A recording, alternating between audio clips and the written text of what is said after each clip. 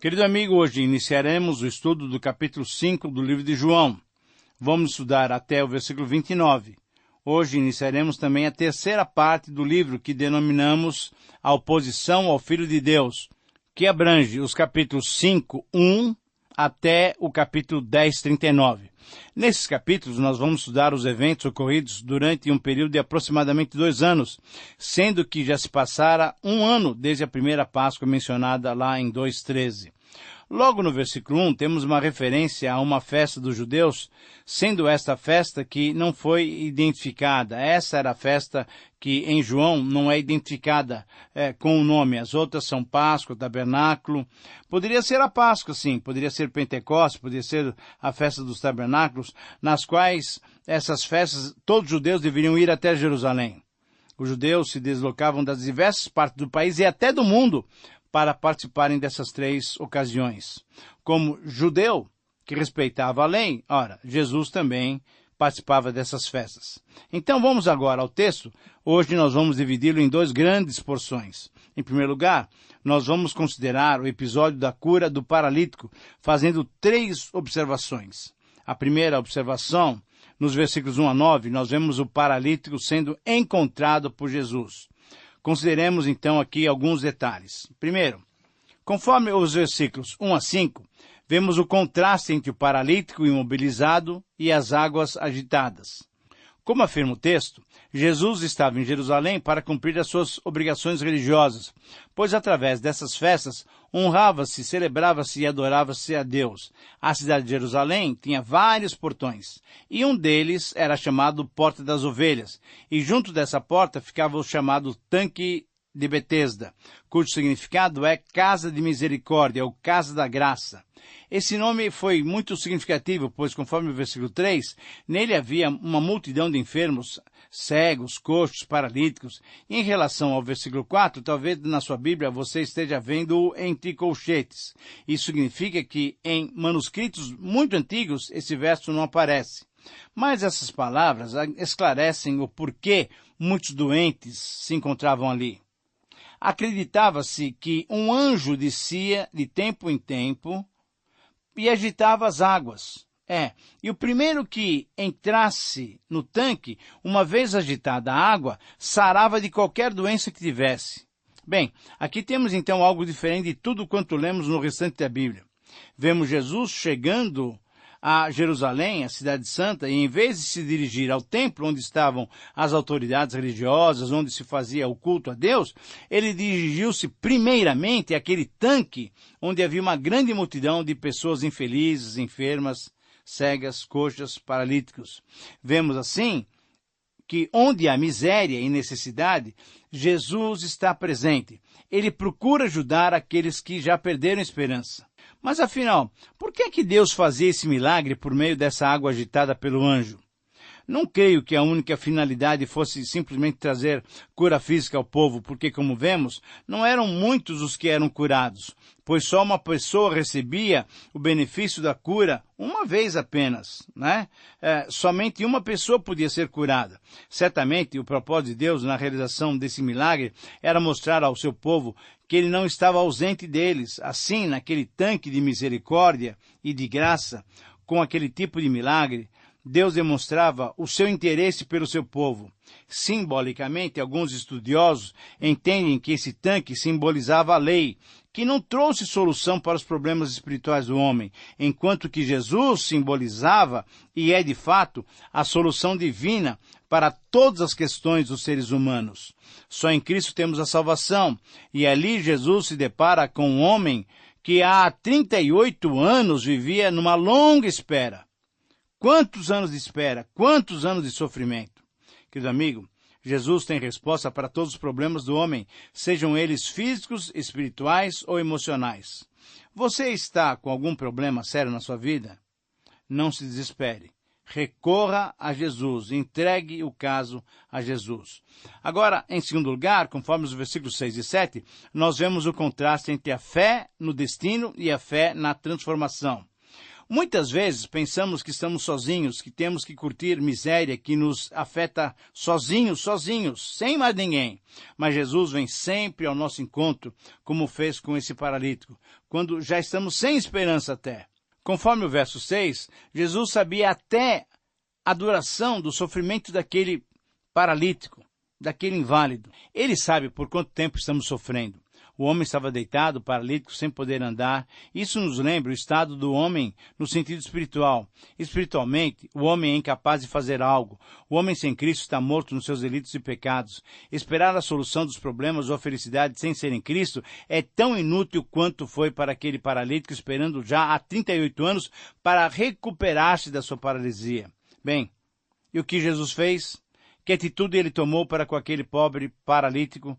Deixou ali para passar mais tempo, mais anos até sofrendo? Não. Graças a Deus não. Jesus lhe perguntou, entretanto, fez uma pergunta muito séria. Veja só, Jesus não tomou a atitude daquele sacerdote ou daquele levita que deixaram um homem semi-morto na estrada. Não, Jesus lhe fez um desafio. Queres ser curado? Essa foi uma pergunta importante. Agora, ela parece até desnecessária, afinal, o paralítico estava exatamente junto ao tanque para ser curado. Mas então, por que Jesus fez essa pergunta? Bom, na verdade, temos que admitir que nem todos desejam ser curados. É isso mesmo. Veja bem, não é certo que todos os doentes desejam ser curados. Por quê? É que alguns desses já se acostumaram tanto com seu estado de miséria que não têm mais nem vontade, nem ânimo de ficarem bons. Alguns creem que o seu destino está sendo selado, já está selado, que não tem mais jeito. Muitos até não querem assumir a responsabilidade pela vida. De tanta frustração, desistiram. Mas Jesus quer mudar completamente essa situação. Jesus, com essa pergunta, despertou nesse paralítico uma certa expectação, um certo interesse, pois certamente ele já estava desanimado e sem esperança. Queres ser curado? E qual foi a resposta do paralítico? Sim, quero ser curado. Não, infelizmente não. O seu estado de desânimo era tal, de desespero, de desilusão, não lhe permitia mais responder assim animado. Ele respondeu o quê? Senhor, olha, eu não tenho ninguém que me ponha no tanque quando a água é agitada, pois enquanto eu vou, desce outro antes de mim. Podemos notar, querido amigo, por essas palavras, que o paralítico já desistira. Ele já não podia competir na vida, nem mesmo entre os demais enfermos e paralíticos. A sua invalidez era maior do que a dos outros. Querido amigo, não é assim mesmo que nós procedemos às vezes? Jesus vem ao nosso encontro, ele olha para nós, conhece o nosso problema e pergunta o que queremos. E às vezes, nós respondemos como aquele paralítico, que nós não temos mais esperança. Olha, nós já temos certa idade, o nosso problema já tem se prolongado por demais, não temos nenhuma chance de mudar. Ah, querido amigo, quando Jesus nos faz uma pergunta como essa, é porque Ele quer nos ajudar. Ele quer despertar a nossa fé. E para Ele, é bom que todos nós saibamos e coloquemos isso claramente em nossas mentes. Para Jesus não há impossibilidade nenhuma. Em terceiro lugar, nos versículos 8 e 9, nós vemos então agora o contraste entre a solução divina e a tradição humana. Apesar do desânimo, apesar da tristeza, apesar da desilusão do paralítico, Cristo lhe ordenou, levanta-te, toma o teu leito e anda. Ele poderia ter perguntado a Jesus, como é que eu posso andar se sou paralítico há tanto tempo? Mandar carregar a minha cama? Isso é um insulto. Mas ele não perguntou nada. Não perguntou nada. O que se viu após a ordem de Jesus foi o grande milagre da cura desse homem. E conforme o versículo 9, nós lemos o seguinte: imediatamente o homem se viu curado e, tomando o leito, pôs-se a andar. É interessante que quando Jesus deu a ordem, ele ofereceu logo as condições. Isso é, imediatamente o homem ficou curado e pôde então obedecer à ordem de Jesus. Jesus o curou e na mesma hora ele se levantou, tomou a sua cama e andou. que poder tem o Senhor Jesus. Mas vemos que era um dia de sábado. E qualquer coisa feita no dia de sábado escandalizava os judeus, mesmo que fosse um milagre que trouxesse de volta a dignidade àquele homem. Como enfrentar então uma tradição que, ao invés de libertar, persiste em deixar o homem preso? Esse é um desafio até para os nossos dias.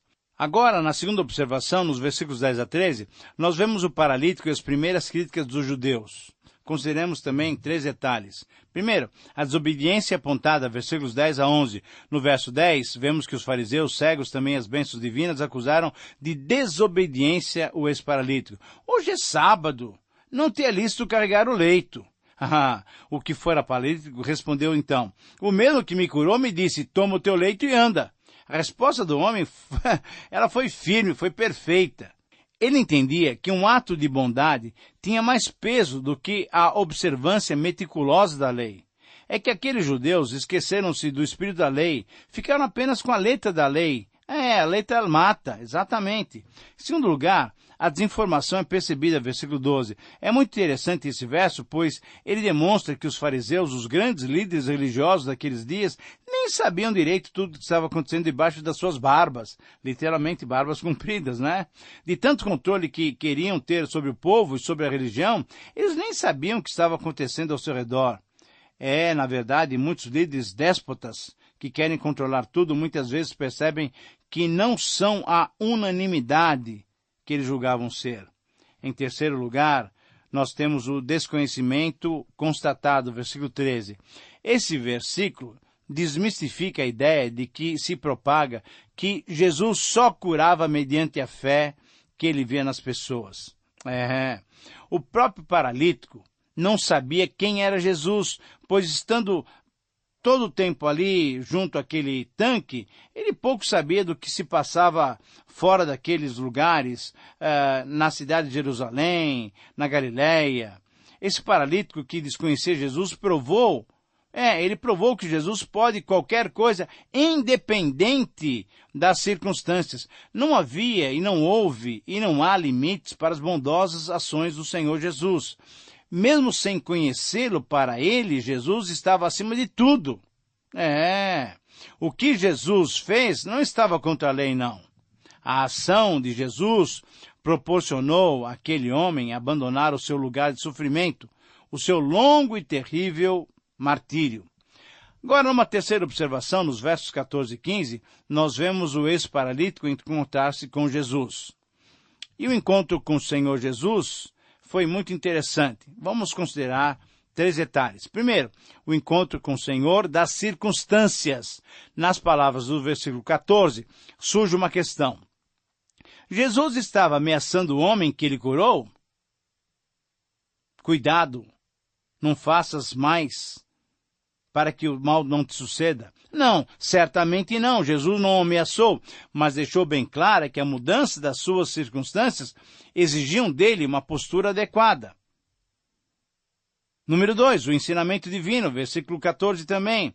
Essas palavras desse versículo mostram que as consequências eternas do pecado são muito mais fatais do que qualquer enfermidade física. Essa frase, para que não te suceda coisa pior, certamente deve ser entendida como um ensinamento fundamental de Jesus para a vida cristã daquele novo Filho de Deus. Agora, em terceiro lugar, no versículo 15, a explicação humana. O ex-paralítico, depois de ter sido encontrado por Jesus, tomou uma atitude que tem dado margem a pelo menos 2 interpretações. Alguns entendem que houve um tipo de entrega, de traição, de ingratidão do ex-paralítico para com Jesus. Outros, dentre os quais eu, entendemos que esse ato do paralítico foi o de honrar a Jesus, dando crédito a Jesus que fizera tão maravilhosa ação com ele. Embora não se perceba o desejo de João definir, João não tem esse desejo de definir o significado dessa ação, ela serviu para demonstrar o ciúme e a insatisfação dos fariseus para com os judeus. Muito bem, depois de vermos esses fatos, quais foram essas suas consequências? Quais foram as consequências desses fatos? O que esses fatos proporcionaram?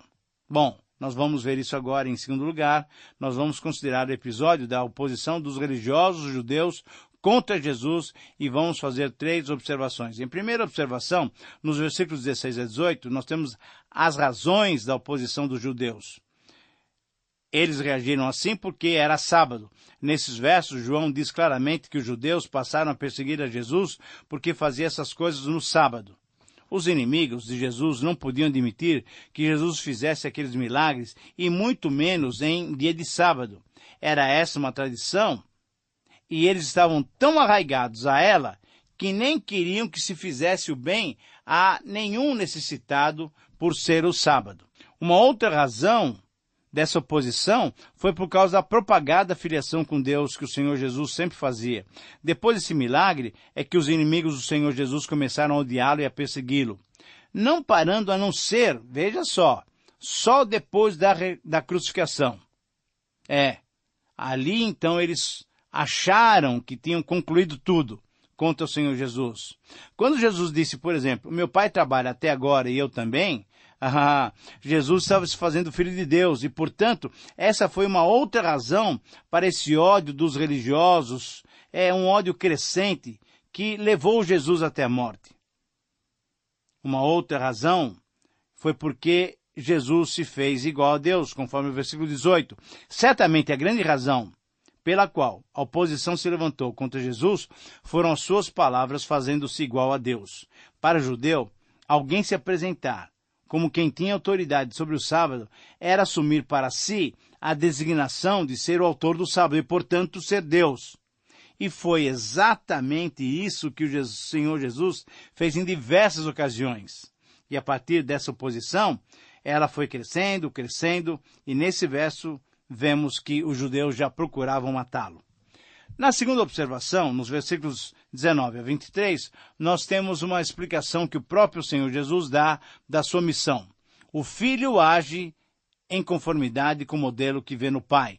Versículo 19. Jesus, então, confrontando os judeus, disse-lhes que só agia assim porque o Pai lhe mostrava exatamente o que ele, Filho, deveria fazer.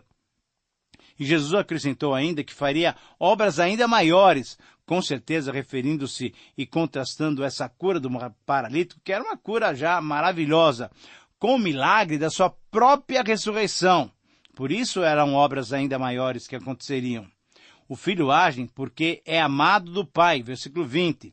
O impulso para ações de Jesus era o amor do Pai, derramado e demonstrado, por exemplo, durante o batismo, quando veio o testemunho celeste confirmando a sua filiação e que o Pai se agradava do seu Filho. Nós lemos isso em Mateus, em Marcos, em Lucas. Ao ser amado pelo Pai, Jesus então se sentia seguro, pois recebera a incumbência de atuar amorosa e sobrenaturalmente, demonstrando o caráter do próprio Deus, do próprio Pai. E, em terceiro lugar, o Filho age por delegação do Pai, versículos 21 a 23. Embora Jesus seja o próprio Deus, em essência, veja bem, na dinâmica do processo salvífico da encarnação, ele tinha a autorização, a delegação do Pai para atuar daquela maneira. A obra de curar um doente, paralítico, era importante, mas ressuscitar, vivificar os mortos, só Deus podia fazê-lo. E Jesus tinha essa delegação do Pai. Portanto, ao agir assim, ao dar vida e vida eterna, fazendo reviver os homens, conforme veremos em 5:24, Jesus se identificava plenamente, totalmente com Deus, o Pai. Finalmente, na terceira observação, nos versículos 24 a 30, temos uma promessa de vida eterna. Querido amigo, esse é um versículo dos mais importantes. Para quem ouvir e crer. Essa é a promessa. Versículos 24 a 26. As palavras do versículo 24 certamente já foram usadas por todos nós com pelo menos 2 propósitos. Primeiro, para confirmar para nós mesmos que cremos que devemos ter certeza da vida eterna. Segundo, para confirmar para outros que têm dúvidas que, crendo, podem também ter certeza da vida eterna.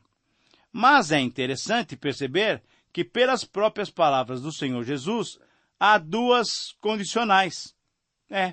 Quem ouve as palavras de Jesus e quem crê em Deus que o enviou, mesmo que esteja morto espiritualmente, somente esses que cumprirem esses requisitos têm a vida eterna e têm também a promessa de não entrar em juízo, mas passar da morte para a vida. Quem ouve as minhas palavras e crê naquele que me enviou, tem a vida eterna. Muito bem, essa promessa também é para aqueles que não vão passar pelo julgamento. Ou, se você quiser entender de uma outra maneira, para aqueles que já passaram pelo julgamento do Filho. O versículo 22 é claro em dizer que o Pai delegou ao Filho o direito de julgar.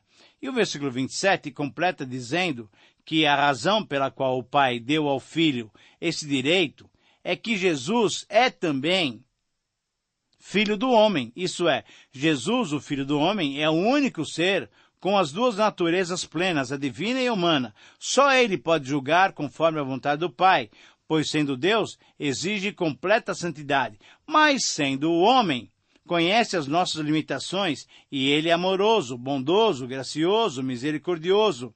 Então, quem passar pelo justo julgamento, versículo 30, do Filho, esse tem a vida eterna. E também a promessa é para quem ressuscitar para a vida. A promessa de vida eterna é para aqueles que vão ressuscitar para a vida. Versículos 28 e 29. E nesses versos tratam sobre a nossa última façanha, vamos dizer assim, a ressurreição. Ressurreição para o juízo para aqueles que praticaram o mal. Não creram em Deus e não ouviram Jesus. Mas ressurreição para a vida? Para a vida, para os que praticaram o bem, que creram em Deus e ouviram a voz de Jesus. Esses, nós, se Deus quiser você também, esses ressuscitarão para a vida. Mas que vida é essa? É uma vida eterna que só começa depois da morte física? Não, certamente não. Vida eterna é uma qualidade de vida que começa agora quando cremos em Jesus, quando cremos em Deus, que enviou Jesus como Salvador e Senhor, quando nós ouvimos as suas palavras, quando nós cremos, quando nós nos damos para o Senhor Jesus. É uma qualidade de vida que não termina com a vida física. Os que têm a vida eterna, os que pertencem a Jesus, continuarão a viver, pois a vida que Jesus nos dá nunca terá fim, conforme nós veremos em 11:26. Estamos finalizando mais um estudo no livro de João. Hoje estudamos a primeira parte do capítulo 5 e espero encontrá-lo no próximo programa para terminarmos o estudo desse capítulo. Obrigado por sua sintonia e agradeço também ao Senhor pela iluminação do Espírito Santo. Ficarei aguardando a sua correspondência. Anote o nosso endereço e escreva para nós compartilhando como Deus tem falado ao seu coração. Que Deus te abençoe. Um grande abraço.